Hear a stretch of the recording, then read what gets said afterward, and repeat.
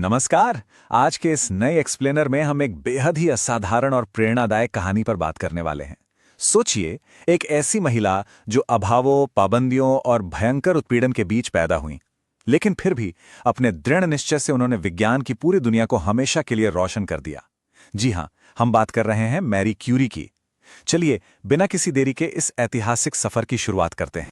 तो सबसे पहला सवाल जो दिमाग में आता है वो ये है कि आखिर अंधेरे में रोशनी खोजी कैसे जाती है। ये सिर्फ एक सवाल नहीं है, बल्कि मैरी क्यूरी के पूरे जीवन भर के संघर्ष, धैर्य और अटूट साहस का एक जीता जागता ढांचा है। जब चारों तरफ सिर्फ निराशा हो, तब क्या उम्मीद की कोई लौ जलाई जा सकती है? आज हम इसी का जवाब ढूंढेंगे। चलिए शुरुआत से शुरू करते हैं। अंधेरे में एक चिंगारी और उनका वारसो में शुरुआती जीवन। बात है साल 1867 की, जब वॉर्सो शहर में मैरी का जन्म हुआ। और सच कहूं तो हालात बिल्कुल भी आसान नहीं थे। एक ऐसा देश जहां आजादी का नामो निशान नहीं था, आर्थिक तंगी थी और ऊपर से समाज ऐसा जो कहता था कि महिलाओं को आगे बढ़ने की कोई जरूरत नहीं है। मतलब रास्ते में हर संभव रुकावट खड़ी थी। लेकिन इन सब के बावजूद उनके अंदर कुछ नया खोजने की एक बेताब चिंगारी थी। अब कोई और होता तो शायद हार मान लेता है ना, लेकिन उन्होंने हालात के सामने घुटने नहीं टेके। उन्होंने एक कमाल की स्ट्रैटेजी बनाई।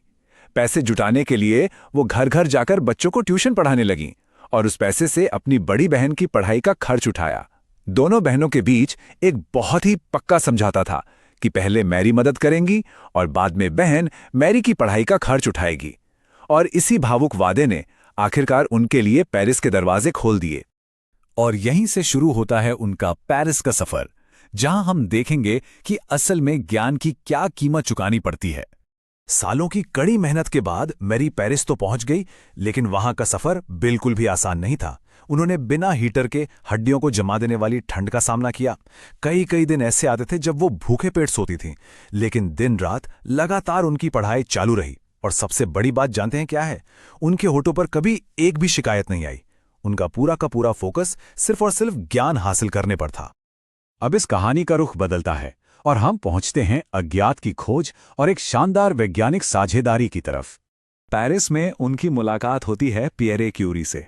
ये सिर्फ एक शादी नहीं थी, बल्कि एक ऐसी अद्भुत साइंटिफिक पार्टनरशिप थी जिसने विज्ञान का पूरा नक्शा ही बदल दिया। दोनों ने मिलकर खतरनाक और बिल्कुल अज्ञात परिस्थितियों में काम शुरू किया। और यहीं से जन्म हुआ रेडियो धर्मिता या रेडियो एक्टिविटी के कॉन्सेप्ट का। ये शब्द खुद मैरी ने ही गढ़ा था। सालों तक एक टूटे फूटे शेड में थका देने वाले और खतरनाक प्रयोग करने के बाद आखिरकार उनकी मेहनत रंग लाई। उन्होंने दो बिल्कुल नए तत्वों की खोज कर डाली, पोलोनियम और रेडियम। एक बहुत ही दिलचस्प बात बताऊं, मैरी ने पोलोनियम का नाम अपनी जन्मभूमि पोलैंड के नाम पर रखा था, ताकि पूरी दुनिया का ध्यान उनके गुलाम और उत्पीड़ित देश की तरफ जा सके। ये वाकई में विज्ञान के इतिहास का एक बहुत बड़ा मील का पत्थर था। और इसके बाद तो जैसे उन्होंने इतिहास ही रच दिया। चलिए उनकी अभूतपूर्व उपलब्धियों पर नजर डालते हैं।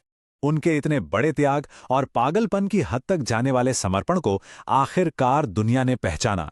मैरी क्यूरी नोबेल पुरस्कार जीतने वाली पहली महिला बनी।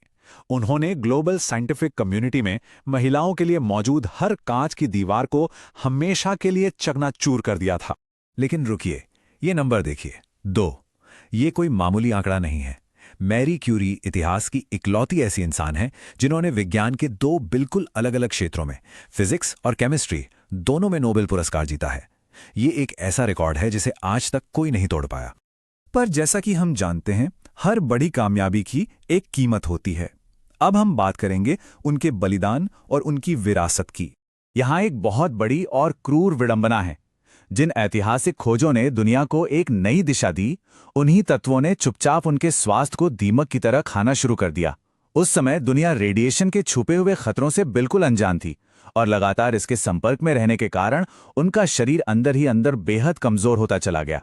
रेडिएशन की वजह से उनका स्वास्थ्य लगातार गिरता रहा, लेकिन उनका समर्पण, वो कभी नहीं डगमगाया।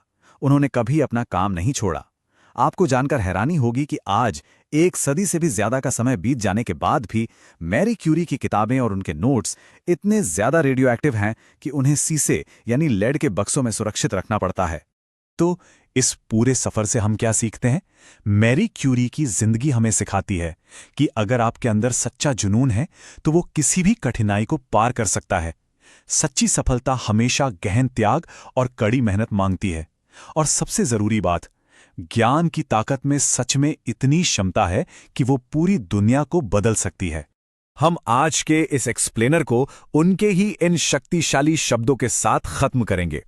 अंधेरे से डरने के बजाय उसमें रोशनी खोजने का साहस करो। ये विचार हमें विपरीत परिस्थितियों में भी कभी हार ना मानने की प्रेरणा देता है।